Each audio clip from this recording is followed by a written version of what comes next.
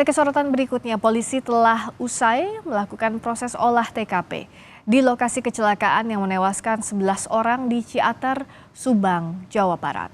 Petugas melakukan 3D laser scanner di 13 titik lokasi kecelakaan bus. Proses pemindaian laser dimulai dari titik awal mobil kehilangan kendali hingga lokasi bus terbalik dan menabrak tiang listrik. Kakor Lantas Polri Irjen Aan Suhanan menyebut tidak ditemukan jejak pengereman di lokasi kecelakaan. Namun polisi masih mendalami penyebab pasti kecelakaan yang menewaskan 11 orang di Ciater, Subang. Sampai titik terakhir di depan sana menabrak tiang listrik, ini tidak ada jejak rem sama sekali.